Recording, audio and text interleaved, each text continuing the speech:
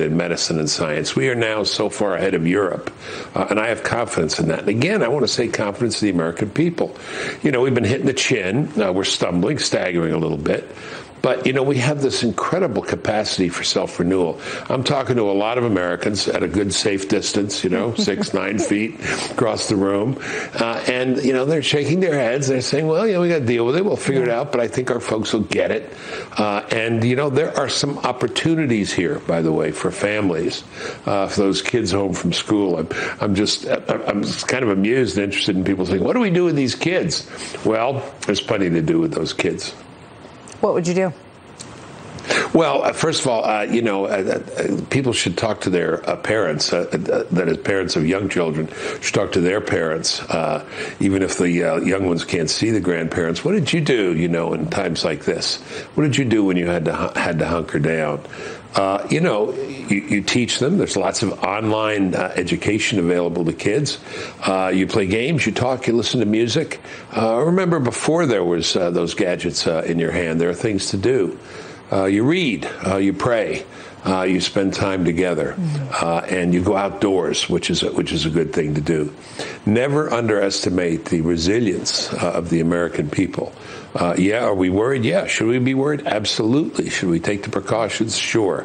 But a guarded optimism here about who we are and how we will get back.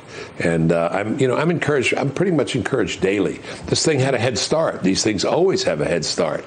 And now I think our know-how is catching up. Yeah, I'm amazed by American flexibility and adaptability. I mean, if right. just go back a week. A week ago, we all thought we were going to be here Tuesday night late covering the primaries, that was going to be the big focus. And you right. Fast forward 1 week, Bill, and the streets of Manhattan are almost empty, and everybody's just going with it. They're working from home. The kids are there. They're figuring out a way to, make it work. It's not easy. People have a lot of anxiety. 1 in 5 American families have somebody who's out of work right now because of this. What do you say to them, quickly, if you can, because I'm almost out of time, about the U.S. economy?